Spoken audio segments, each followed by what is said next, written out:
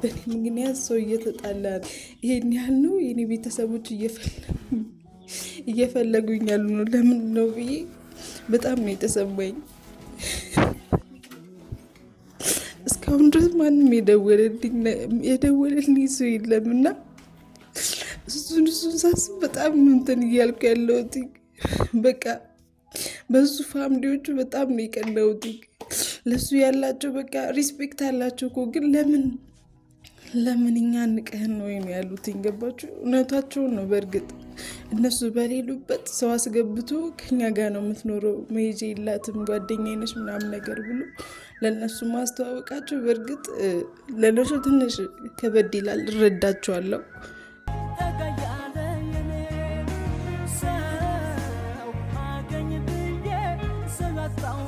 ሰላም፣ እንዴት ናችሁ ውድ ዩቱብ ቤተሰቦቼ? እኔ ደህና ነኝ እግዚአብሔር ይመስገን። ያው ትንሽ ሰሞኑን እያሳለፍኩ ያለሁት ነገር ታውቃላችሁ ብዬ ተስፋ አድርጋለሁ። በትንሾቻችሁ ብትሆኑ እናንተም እያያችሁኝ ስለሆነ በጣም አመሰግናለሁ። እና ያው እያሳለፍኩ ያለሁት ነገር ባጭሩ ስነግራችሁ ከቤተሰቦቼ ተባርሬያለሁ፣ ወጥቻለሁ። ውጪ ብለው አባረውኛል። እና ደግሞ ከዛም በኋላ ብዙ መከራዎችን አይቼ የምሄድበት ስላልነበረኝ ጎዳና 2 ቀን 3 ቀን ጎዳና አደርኩኝ።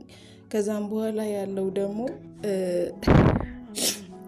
ማንም ሰው እየደወለልኝ ስላልነበረ አንድ ማቃት ጓደኛዬ ነበረችና እሷ ቪዲዮን አይታ የት ነው ያለሽው? ምንድነው እየሰራሽ ያለሽው? ለምንድን ነው እኔ ጋር ያልመጣሽው? ምናምን ብላ ስትቆጣኝ በ4ኛው ቀን እሷ ቤት ሄድኩ ማለት ነው። 3 ቀን ማለት ውጪ ማደር በጣም ከባድ ነው። ብርዱ እንዳለ ሆኖ ምናምን ብቻ በጣም ነው የሚከብደው ያለው።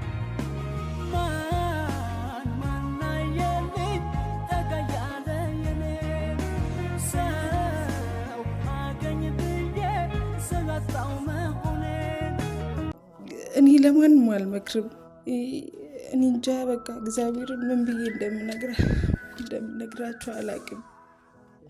እና እሷ ጋር ሄድኩኝ። ቪዲዮን አይታ ተቆጥታኝ።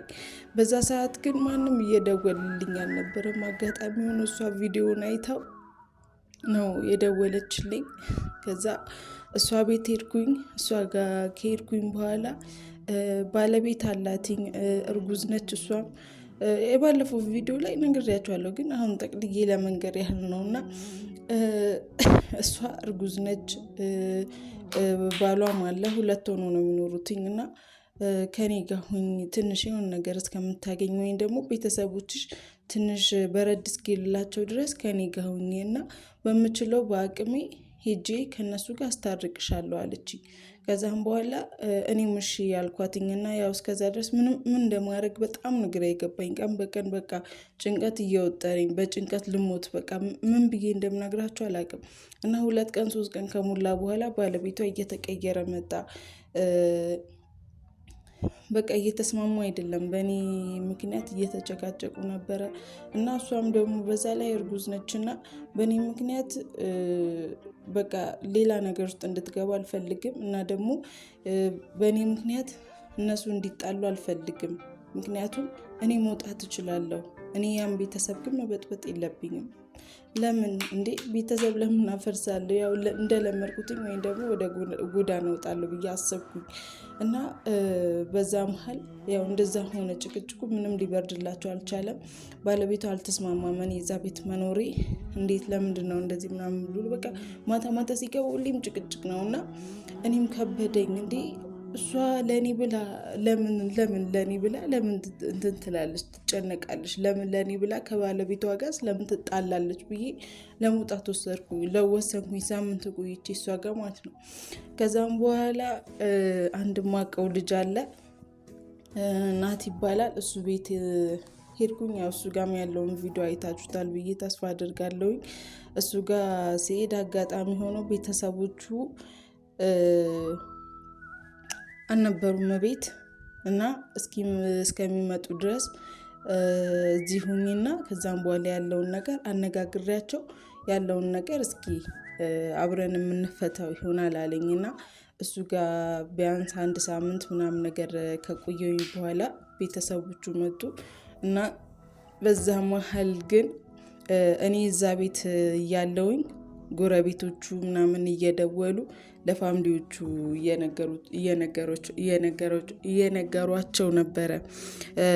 ቤት ሰው ገብቷል፣ አዲስ ሰው የምታውቂው ነገር አለ ወይ ምናምን እያሉ ለእናቱ እየደወሉ እየነገሯት ነበር። እና እሷም በዛ መሀል በጣም እንትን ሆነች፣ እየተጨናነቀች ምንድን ነው ምናምን። እሱም በአጋጣሚ ስልክ እያነሳላትም አልነበረም እና አጋጣሚም ሲያነሳላትም ይህን ያህል ግልጽ የሆነ ነገር አልነገራትም፣ እየነገራት አልነበረም። እና በቃ ቀጥታ ለ2 ሳምንት ነበረ እዛ የሚቆዩትኝ የሄዱበት ቦታ እና ለ1 ሳምንት ያህል ቆዩና ቀጥታ መጣች ማለት ነው። እና በጣም ከባድ ነገር ነው የተፈጠረው ያለው ነገር ማለት ነው። እኔ እዛ ቤት እንዴት ቤተሰብ ሳያውቅ እንዴት ሰው ሳያውቅ ለምንድነው ሰው የምታስገባው? ቤተሰብ አያውቅም ወይ? ይሄ ቤት ያንተ ብቻ ነው ወይ? ቤተሰብ ብትንቅ ነው ምናምን ነገር ብሎ ፋሚሊዎቹ ስለተቆጡትኝ እኔ ሊያስማማኝ አልቻለም። ማለቴ እኔ እዛ ቤት መኖር የለብኝም ማለት ነው። ለምን እነሱ እየተጣሉ ነው፣ በዛ ላይ ደግሞ እሱንም እየተናገሩትኝ ስለሆነ ለምን እዛ ቤት እኔ መኖሬ ለምን የሱ ህይወት ይበጠበጣል? ለምን ከቤተሰቦቹ ጋር ካሳደጉት ከእናት ከአባቱ ጋር ለምን ይጣላል? በእኔ ምክንያት እኔን አያውቀኝም፣ እኔ ባዳው ነኝ። ስለዚህ እኔ ግዴታ መውጣት አለብኝ ብዬ በራሴ ወሰንኩኝ እና ስቲልም ያለሁትኝ በእርግጥ እነሱ ጋር ነው። ያው ግዴታ ይህን ቪዲዮ መልቀቅ ስላለብኝ ነው ማለት ነው። እና አባትየው ስላልመጣ ከሱ ጋር ያለውን ነገር ተነጋግረን እስኪ መፍትሄ የምናገኝለት ከሆነ ከሱ ጋር እንነጋገራለን። ግን አባትህም ቢሆን ግን በዚህ ላይ እንደሚበሳጭብን እንደሚናደድ ግን ማወቅ አለብህ። እሷን ብትሆን ግን እዚህ መቀመጥ የለባትም ብለው ነግሮታል ማለት ነው። እኔም ፊት ለፊት ነበርኩኝ፣ ቪዲዮም ተለቋል። እና ምን ወሰንኩኝ እኔ ስቲል አሁን እነሱ ጋር ነው ያለሁት። በእርግጥ ምን ተሰማኝ መሰላችሁ? ይሄን ያህል ነው ግን ቤተሰቦቼ እኔ ምን አድርጊያቸው ነው?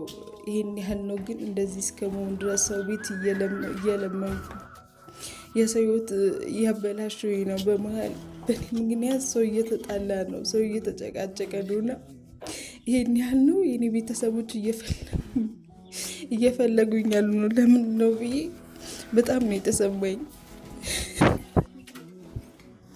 እስካሁን ድረስ ማንም የደወለልኝ ሰው የለም። እና እሱን ሳስብ በጣም እንትን እያልኩ ያለሁት በቃ በሱ ፋሚሊዎቹ በጣም ነው የቀለሁት።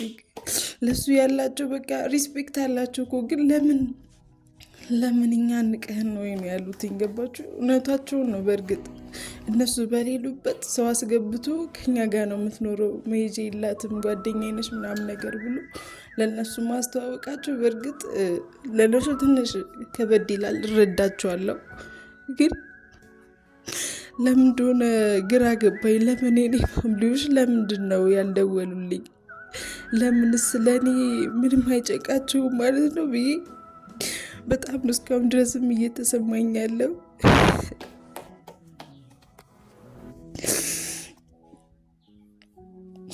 ብቻ እስኪ አሁን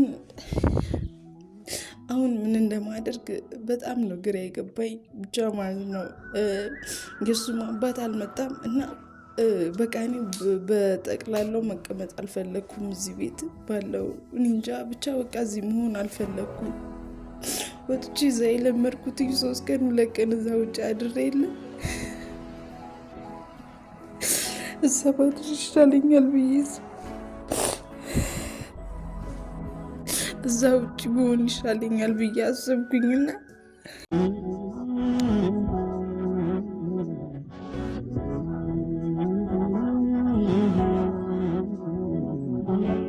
አሁን ለሱ ልነግረው ወስኛለሁ። በቃ ያለው ነገር አላቅም፣ ብቻ የሚፈጠረውም ነገር አላቅም። እና ደግሞ ምን መስላችሁ እንትን እያለኝ ያለው እጄ ላይ ምንም ነገር ለማድረግ ቢያንስ እንኳን ቤት እንኳን እንዳልከራይ እጄ ላይ ምንም አይነት ገንዘብ የለኝም። የዛን የወጣው ጊዜ ብሩን የተወሰነውን ተጠቅሜዋለሁ። ያው ምግብ አለ በቀን አንዴም እንኳን ብበላ ብቻ በላለሁ። በጣም የተወሰነ ነገር ነበረ የነበረኝና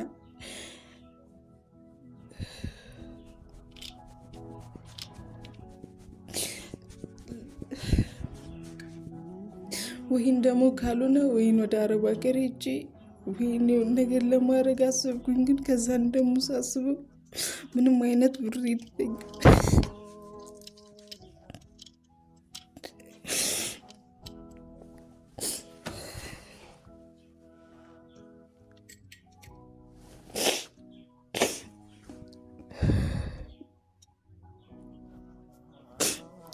ምንም አይነት ብር የለኝም።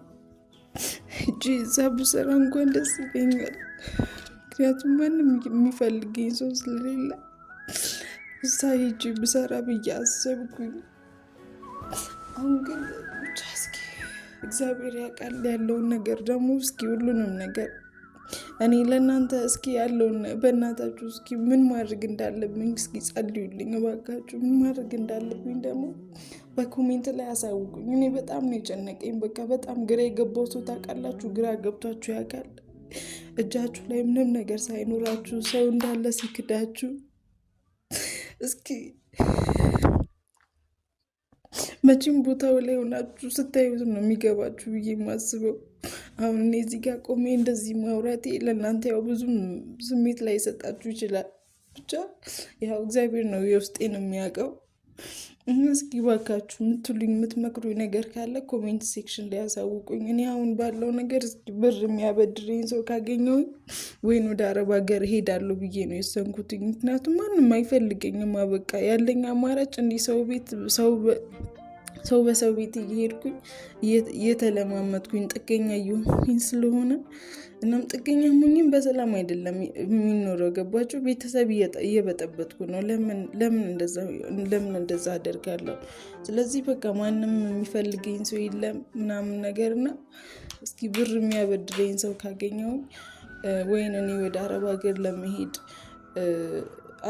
አስቤያለሁ። በቃ ወይን ወደ አረብ ሀገር እሄዳለሁ እግዚአብሔር ከረዳኝ። እስከዛም እንግዲህ እስኪ አንዳንድ የማውቃቸው ሰዎች አሉ እነሱ ጋር እየሄድኩኝ የሚያቆዩኝ እየለመንኳቸው እነሱ ጋር እየቆዩኝ ፕሮሰሱ የሚያልቅልኝ ከሆነ ወይን እኔ ወደ አረብ ሀገር እሄዳለሁ ብዬ ነው የወሰንኩት። እና እንግዲህ እስኪ ባካችሁ እናንተም በየሃይማኖታችሁ ጸልዩልኝ እና ደግሞ ኮሜንት ላይ ምን ማድረግ እንዳለብኝ አሳውቁኝ። በእርግጥ አንድንም ነገር የጎዳኝ ሴት መሆኔ ነው። ሴትነቴ በጣም ነው የጎዳኝ። ቢያንስ ወንድ ብትሆኑ የሆነ መፍትሄ አታጡም።